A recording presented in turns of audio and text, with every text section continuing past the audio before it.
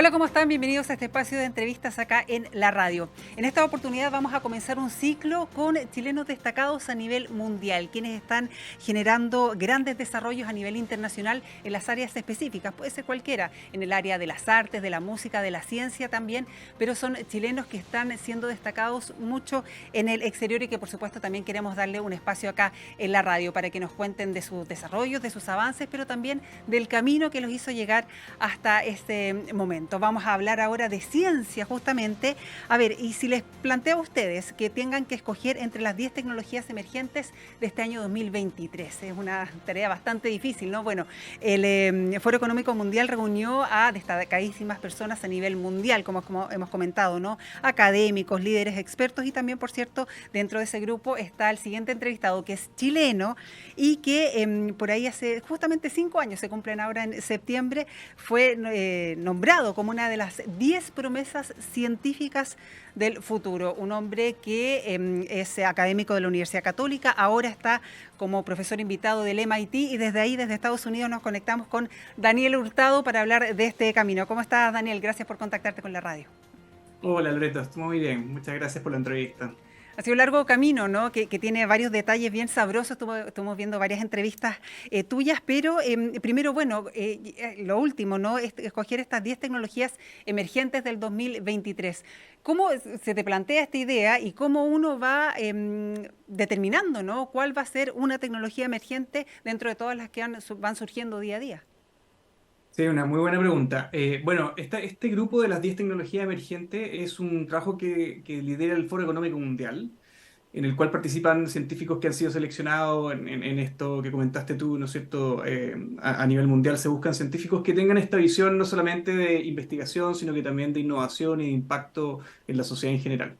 Y entonces ese grupo hace un trabajo todos los años de definir cuáles son las 10 tecnologías emergentes. Y aquí es bien importante la palabra emergente porque se nos pide a este grupo de investigadores, de científicos, también de gente que está en política, etcétera, que determinemos estas 10 tecnologías, pero que veamos también que las tecnologías puedan llegar a un impacto en la sociedad en 5 años plazo. Ujú. Y eso es bien interesante, porque uno podría hablar de ciencia que puede tomar 100 años en desarrollarse, 10 años en desarrollarse, pero 5 años es difícil también, es una tarea súper compleja. ¿Ya? Pero al mismo tiempo muy interesante, porque uno tiene que en el fondo hacer apuestas muy, de alguna manera, fuertes sobre tecnologías que van a impactar la sociedad en 5 años. Entonces, justamente dentro de ellas aparecen un montón de temas que involucran a la sociedad, que puede ser, por ejemplo, el tema salud, que puede ser el tema de energía, ¿no es cierto? Todo lo que es energía sustentable, diseño, arte, etcétera. Aparece el metaverso, por ejemplo, las redes sociales, la computación sostenible y otros temas más. Entonces, justamente eso es lo que hacemos nosotros en este panel del Foro Económico Mundial. Claro, tú has mencionado algunos, el metaverso para la salud mental, computación sostenible, baterías flexibles. ¿Cuál dirías tú que ha sido el más relevante quizás? Bueno, es súper difícil decir cuál ha sido lo más relevante. De hecho, para ser honesto, nos costó llegar a las 10. Teníamos bastantes Debe más. ser. Y entonces, es un consenso, ¿ah? De un grupo grande de personas, pero un consenso en esas 10. No sé si me atrevería a decir que hay una por encima de la otra. Pero es súper interesante lo que tú dices, porque una cosa uno habla de investigación, que son, en general, son largas investigaciones, son avances tremendamente importantes para el desarrollo de la humanidad, pero determinar que algo tenga un rol de aquí a 5 años, que es muy, muy poco, ¿no? Recordemos, no sé, la pandemia comenzó hace 3 años, un poquito más, pero es muy difícil acotarlo a 5 años, pero a la vez es absolutamente necesario, porque hay mucha tecnología que se desarrolla ahora que en 5, 4 años va a estar obsoleta. Absolutamente. Y yo creo que ahí hay una conjunción de cosas que son bien inesperadas muchas veces. Tú mencionaste la pandemia, por ejemplo, y la Sí. pandemia es increíble todo lo que ha acelerado la ciencia, sobre todo lo que es producción de vacunas e investigación en vacunas, que antes no lo hubiéramos imaginado. Lograr una vacuna en un año fue realmente un Guinness Record, diría yo, algo que no se Sí. esperaba. Pero justamente son estas situaciones que van ocurriendo en la sociedad, lo que van gatillando. Yo veo que pasa lo mismo, por ejemplo, en el tema energético, en el tema de cambio climático, ¿no es cierto? Van a haber muchas cosas que van a ocurrir necesariamente. Vamos a estar obligados a avanzar rápidamente en esos avances tecnológicos que son de nuevo emergentes y que ocurren muy, muy rápido. ¿Y hay conciencia de eso en la academia? A ver, también en quienes ponen el financiamiento para eso, ¿no? Evidentemente, para llegar a estos desarrollos, alguien tiene que poner el capital y hay que poner la seriedad que esto requiere. Me imagino que en el ámbito científico está la conciencia, pero en el mundo entero está esa conciencia. A ver, yo diría que sí, lo que pasa es que, como bien decías tú, es difícil también adivinar, Mm, ¿no es cierto? mm, Decir, la próxima crisis mundial se viene en este tema o en este otro, y por lo tanto es difícil también apostar tan fuertemente en eso cuando tenemos tantos temas que nos apremian como sociedad, ¿no es cierto? No es solamente el cambio climático, tenemos un tema también, no sé, de territorios, tenemos sí. un tema de próximas pandemias, por ejemplo, que van a ocurrir y van a seguir ocurriendo, como la del COVID, ¿no es cierto? Entonces es difícil adivinar cuál va a ser de las primeras que va a ocurrir y es difícil también dimensionar la magnitud. Entonces, yo creo que el enfoque que se toma son temas que son muy relevantes, ¿no es cierto? Por ejemplo, hemos visto mucho energía sustentable, cambio climático, envejecimiento, temas que han salido muy fuertemente, que se sabe que alguno de ellos va a tomar una predominancia y sí, yo diría que los países, las Naciones Unidas y en general los gobiernos tratan de focalizar los esfuerzos en algunos de estos temas prioritarios. Lo que no significa que sean los únicos que haya que investigar, porque vienen otros más adelante. Uno siempre, la humanidad siempre va a tener desafíos, ¿no es cierto?, por delante, y no significa que solo nos enfocamos en los que son inmediatos, sino que también tenemos que pensar a mediano y a largo plazo. Ujú. Hablábamos, bueno, coincidentemente, ¿no? Que para determinar esta lista de las 10 tecnologías escogidas se considera un futuro, ¿no? Una proyección a 5 años. Y coincidentemente, 5 años atrás, tú estás siendo escogido como dentro de las 10 promesas científicas del futuro. Y justamente lo que queremos destacar acá también. No siempre se habla de estos logros de chilenos en el exterior. Y quería preguntarte, bueno, porque ya han pasado 5 años, ya más que promesas, es algo consolidado, ¿no? Con grandes investigaciones a nivel internacional. ¿Cómo alguien se toma, que está enfocado en el tema de la academia y de la investigación, cómo te avisan que estás dentro de los 10 promesas científicas? Entiendo que había una nominación antes, pero ¿cómo uno se toma ese logro? Chuta, bueno, me da un poco pudor hablar de estos temas, Pero es pero necesario también. es necesario, yo creo, sí, y saber también qué oportunidades abre, que yo creo Sí. que han sido muchísimas, ¿ya? Y fue un correo que al principio yo pensé que era un poco un spam. Dije, no, esto debe ser otro, porque hay muchos correos en la academia en donde te ofrecen premios, pero uno inmediatamente se da cuenta que son falsos. Pero este venía al Foro Económico Mundial, tenía la dirección de correo correcta, venía mi nombre y un montón de otros datos que quizás no son tan públicos, entonces yo dije, chuta, ocurrió. O sea, realmente me seleccionaron. Y fue muy emocionante el minuto en el fondo, recibir esa información, la compartí con mis colegas, con la Escuela de Ingeniería y la Universidad Católica y me apoyaron muchísimo. Y ha sido, yo creo, también una oportunidad como para respaldar el trabajo que uno hace, Mm. científico, y al mismo tiempo para poder sentirse más seguro en soñar en qué cosas uno quiere ser para más adelante.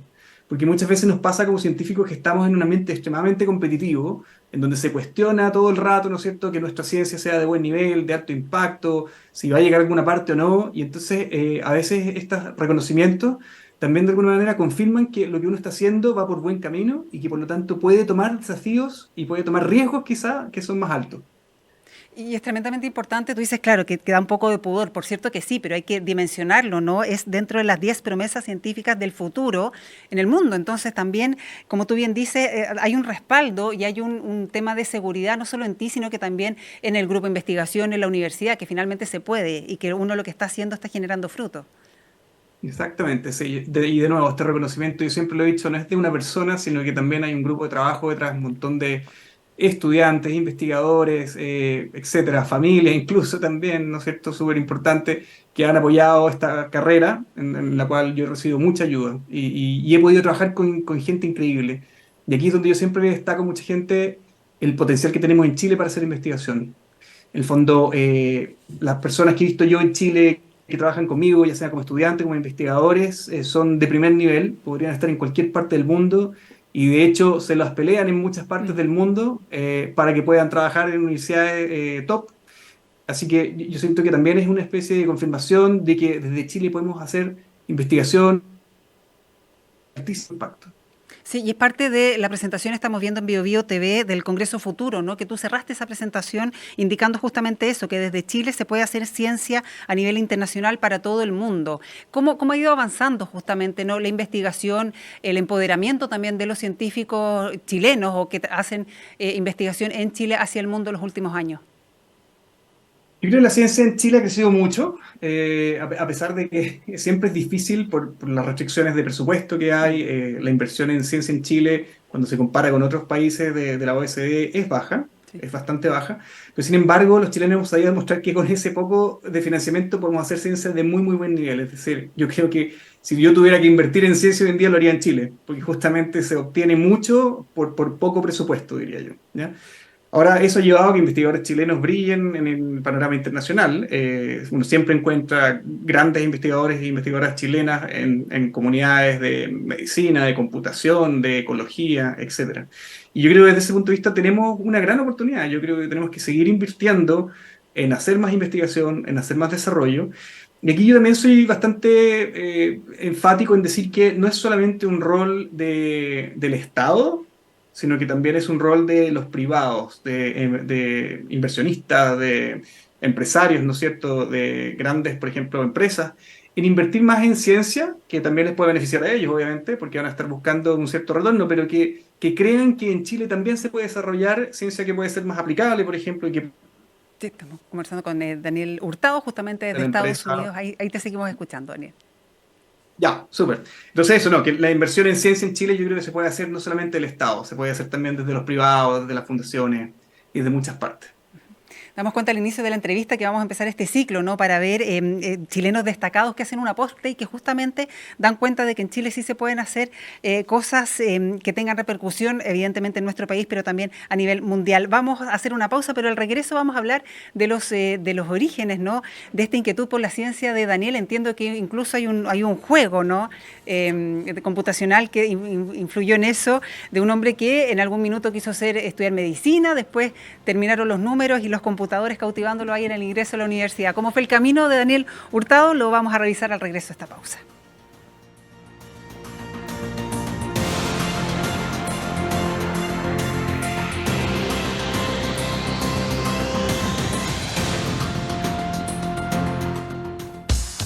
Bio Bio TV, canal 26.1 de la televisión abierta en la región metropolitana. Cada tarde podemos dialogar, escuchar, criticar y comentar, pero con respeto. Pasadas las 3 de la tarde, de lunes a viernes, podría ser peor, con Julio César Rodríguez.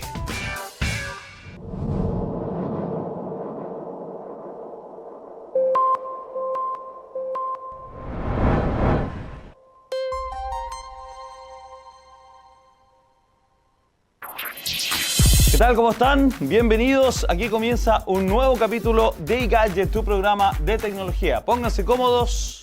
Comenzamos. Yo soy Cristian Chaparro, @Cristian Chaparro en las redes sociales. No se pierdan iGadget a través de Bio Bio TV.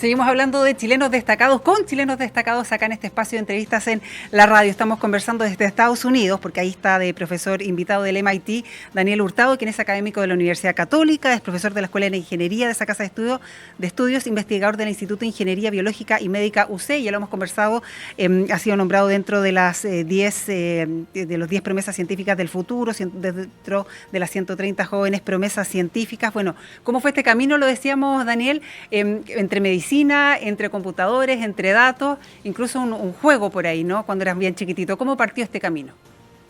Sí, mucha gente me pregunta por qué terminé donde estoy. Y yo creo que, bueno, se debe a muchos factores. Mi casa era una casa donde habían mis dos papás ingenieros, entonces siempre había muchos números, ciencia. Yo diría que una de las cosas que recuerdo cuando chico fue justamente, llegó uno de los primeros computadores personales, que en esa época, y aquí se me cae el carnet, pero en esa época era algo que no se veía en ninguna casa, digamos. Mi papá como era ingeniero tenía acceso a él, y siempre cuento esto de manera un poco divertida, porque lo trae a la casa, tenía que trabajar con este computador, hacer un programa para su trabajo, y yo me acerco y me quedo maravillado de ver que el computador podía como, no sé, mostrar caracteres. En el fondo no había gráficos, no había fotos, nada del estilo, eran solamente letras, ¿ya?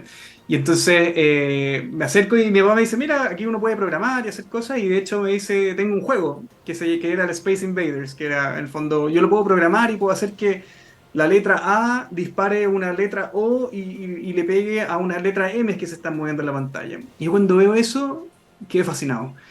Y ahí, bueno, mi papá, yo creo para animarme, pero también de manera un poco quizás irresponsable, me pasa el computador y me dice, bueno, prográmalo tú, acá está, tú puedes seguir estas instrucciones y puedes programar el juego.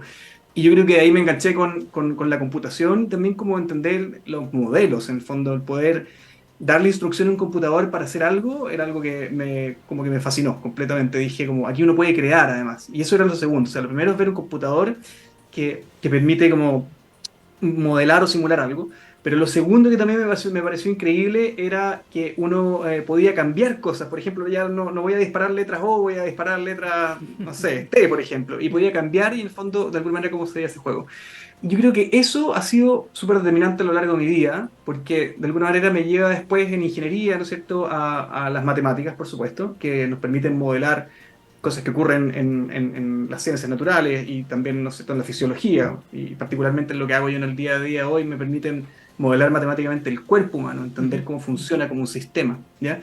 Y la computación como una herramienta para poder materializar estos modelos y transformarlos en algo que es aplicable, que se puede usar, por ejemplo, para un nuevo tratamiento, para probar una droga, ¿no es cierto?, o probar una vacuna, o para poder simular una terapia de ventilación mecánica, que son todos temas que hacemos en mi laboratorio, y todo esto de manera computacional.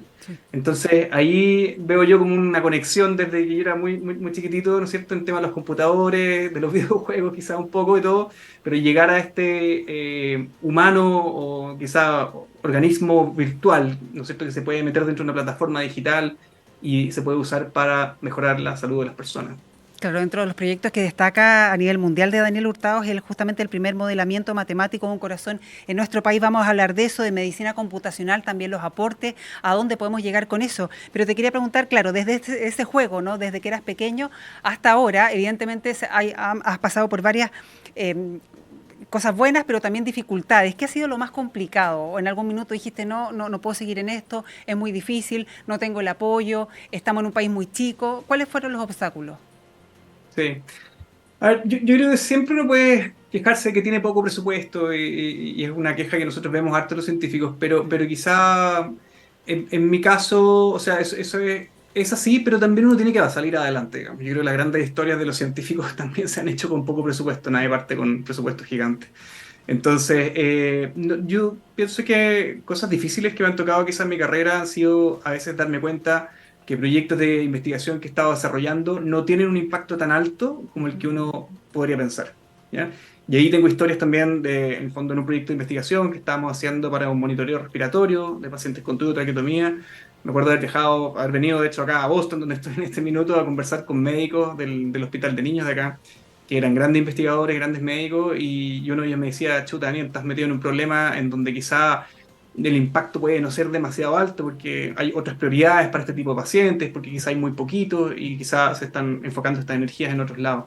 Y eso fue como bien choqueante, porque en el fondo uno trabaja un montón de tiempo en un proyecto y de repente se da cuenta el impacto puede ser súper acotado, ¿ya? Pero al mismo tiempo también fue una tremenda, yo diría, lección de que también en ciencias uno tiene que pensar en el impacto que puede tener en la sociedad. No solamente en el largo plazo siempre, sino que también en el mediano y en el corto plazo. Y esa ha sido una lección que yo creo que ha, de alguna manera, moldeado también mi carrera. En el fondo, los proyectos de investigación que nosotros buscamos y empujamos desde mi laboratorio siempre tienen una mirada en cómo puede beneficiarse la sociedad en el mediano, no solamente en el largo, sino en el mediano y en el corto plazo también. Y desde ese punto de vista buscamos proyectos que puedan hacer esa transferencia, si tú quieres, desde el mundo científico hasta el mundo tecnológico y de ahí en adelante. ¿Y en qué están ahora, Daniel? Bueno, hay varios proyectos, pero por ejemplo tenemos un proyecto muy bonito que es entender cómo funcionan los ventiladores mecánicos, cómo están cuando los pacientes se conectan a un ventilador mecánico. Hay mucha variabilidad, o sea, la respuesta a estos pacientes puede ser extremadamente distinta y eso es algo que los médicos no necesariamente saben cuando están empezando a conectar al paciente. Entonces hay mucha incertidumbre alrededor de cómo puede reaccionar este paciente, va a ser una reacción buena, mala, voy a tener que rápidamente cambiar la terapia ventilatoria, voy a tener que ponerlo quizá en otro tipo, ¿no es cierto?, de intervenciones. Y esa incertidumbre obviamente le hace muy mal al paciente, porque el médico no tiene toda la información que podría tener. Y cuando digo podría, no es que hoy en día no tenga acceso, sino que no existen las herramientas y tenemos que crearlas, ¿ya? Y justamente en eso estamos nosotros, en poder desarrollar una plataforma que permita predecir cómo va a ser la respuesta de un paciente conectado a un ventilador mecánico en base a imágenes médicas, que es información que en el fondo los médicos toman cuando un paciente entra a una UCI y está en un estado muy grave. Entonces, en base a eso construimos, ¿no es cierto?, pulmones, en este caso, en los cuales nosotros podemos realizar esta terapia ventilatoria y ver cómo responde el pulmón antes, este es el sueño, tenemos que seguir desarrollándolo, pero antes de que la terapia ventilatoria ocurra realmente y darle tiempo al médico así de poder diseñar, ¿no es cierto?, una terapia ventilatoria óptima para este paciente. Tú eso mencionaste, bueno, y todo en base al trabajo de los ventiladores, ¿no? Que tuvieron mucha repercusión, fueron uno de los protagonistas, al menos al inicio también de la pandemia. Tú como científico, como profesor, como académico, como investigador, ¿cómo cambió también el tema de la pandemia? ¿Cómo ves a las nuevas generaciones también? ¿Cómo se hace el trabajo? Mencionaste hace algunos minutos la rapidez de las vacunas, por ejemplo. ¿Cómo cambió el mundo desde el punto de vista científico, académico, con contacto con los jóvenes? También que, a ver, varios partieron la universidad quizá a distancia. Fíjate que interesante la pregunta. Hay dos cosas que yo creo que nos van a cambiar la manera en que investigamos, trabajamos y vivimos. Una es justamente el teletrabajo o la posibilidad de hacer cosas de manera remota sin perder en el fondo muchos detalles y todo esto que hemos desarrollado por Zoom, ¿ya? El segundo es la inteligencia artificial, que es un tema que se ha vuelto súper candente hoy en día en todos los aspectos de la vida. Nosotros en la universidad lo vemos, ¿no es cierto? ChatGPT, por ejemplo. Sí. Todas estas tecnologías, ¿no es cierto?, generadoras de imágenes, de videos, el fondo que nos puedan responder preguntas súper complejas o que nos puedan escribir un informe, ¿no es cierto?, solamente con 2 clics. Es algo que realmente va a cambiar un poco cómo nosotros funcionamos, ¿ya? Yo lo veo como grandes desafíos. ¿Cómo se viene hacia el futuro? Bueno, las herramientas digitales permiten que, por ejemplo, uno tenga equipos a nivel mundial. O sea, nosotros no solamente vamos a tener que quedarnos con nuestro trabajo en Chile, vamos a tener la posibilidad de abrir todavía más fuerte la colaboración y la interacción con investigadores, estudiantes, con profesionales de otros países, ¿ya?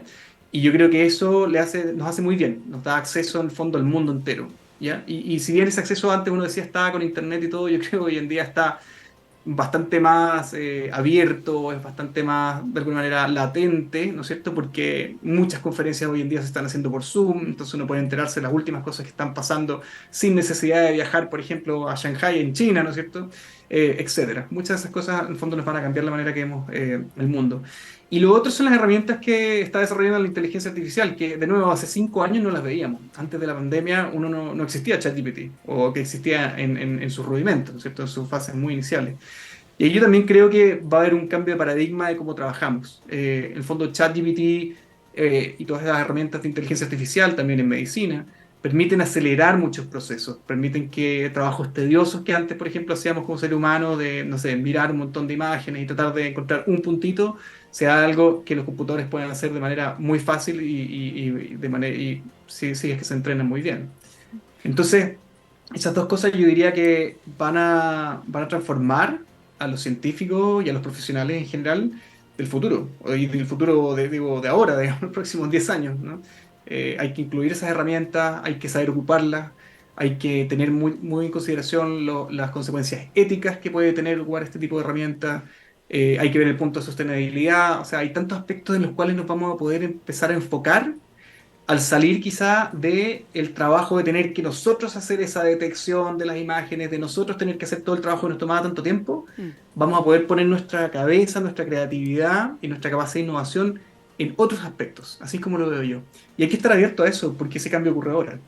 Claro, tú dices estar abierto y hablas más de desafíos que de riesgos, que otras personas o líderes internacionales hablan derechamente de riesgos, de peligros de la inteligencia artificial o del chat GPT o en fin.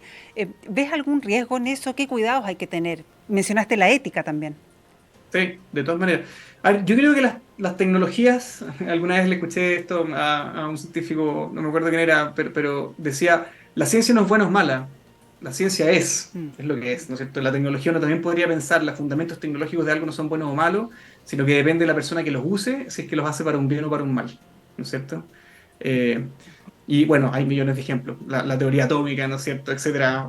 Cuando los físicos inventaron toda la mecánica cuántica, se dieron cuenta que esto se podía usar para una bomba atómica y quedaron para atrás. Sí. Entonces, en el fondo, eso es. Pero también se ha ocupado para muchas cosas muy buenas. O sea, de hecho, mucha de nuestra tecnología está basada en eso.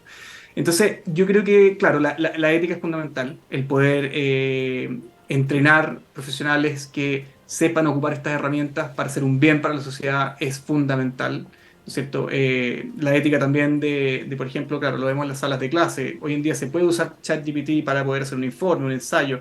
Bueno, el poder decir, mira, esta parte lo hizo ChatGPT y esta otra parte la hice yo, por ejemplo, ¿no es cierto? El poder tomar créditos de acuerdo a lo que uno realmente hizo se tornan cada vez más importantes. Yo creo que son cosas que van a tomar mucha fuerza, mucha fuerza. El tema ético también te lo quería preguntar en el ámbito de medicina computacional, por ejemplo, ¿no? Han habido avances que décadas o siglos atrás generaron una revolución tremenda, pero ahora lo vemos como cotidiano. El modelamiento del corazón, por ejemplo, que estábamos hablando, o llegar también al tema de los pulmones u otros más. ¿Cuáles son justamente los límites éticos? Porque esto, además, mezclado a lo que estábamos conversando, de la inteligencia artificial, hay un límite que se puede cruzar fácilmente, ¿no? Claro, sí. De hecho, el otro día leí un artículo increíble que decían cómo un algoritmo de inteligencia artificial que se usaba para desarrollar fármacos, por ejemplo, para tratar, no me acuerdo en este minuto si era Alzheimer o algo al estilo, si ellos cambiaban un parámetro dentro de su algoritmo, se transformaba en uno de los peores, en el fondo, armas químicas. Y podían demostrar que de hecho era bastante letal, solamente cambiando un argumento del código. Y es increíble, porque realmente, no sé si funciona, no lo han probado, pero lo que dicen ellos en el fondo, así como yo puedo usar un algoritmo para hacerle algo muy bien a una célula, puedo usarlo justamente también para matarla. ¿Ya? Entonces ahí viene la implicancia ética, en el fondo, hasta dónde estamos investigando en ese tipo de cosas.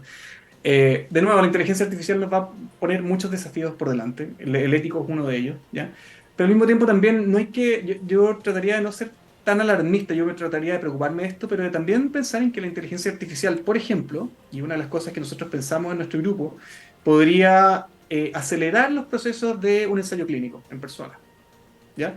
Si yo tuviera una capacidad de predicción tan alta como la que estamos empezando a ver en algunos sistemas de inteligencia artificial para, por ejemplo, modelar, no sé, los pulmones, ¿no es cierto?, modelar el sistema inmune, ¿no es cierto?, en las personas, yo podría desarrollar vacunas de manera digital o virtual y entonces evitar estos grandes ensayos clínicos, ¿no es cierto?, o grandes ensayos preclínicos que se hacen en animales, muchas veces los cuales se sacrifican, reducirlo al máximo, en el fondo hacerlo muy eficiente, de manera que en el fondo el costo de vida de animales, ¿no es cierto?, bueno, en personas no se experimenta con la vida de ellos, digamos, pero porque tiene que pasar por muchas etapas antes, pero en el fondo apoyar esa reducción quizá de la experimentación en el sujeto mismo es algo en donde la inteligencia artificial, la computación y la medicina computacional en particular nos puede ayudar muchísimo.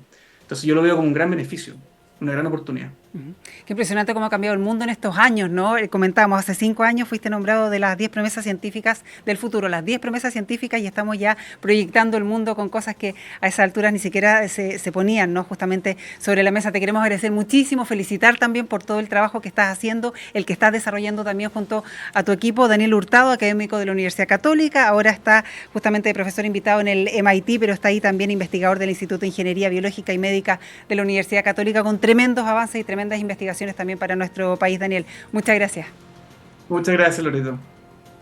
Muchas gracias a ustedes, por cierto, por estar siempre pendientes de las distintas plataformas de BioBio La Radio. Es el aporte que queremos hacer también con Chilenos Destacados. Hasta pronto.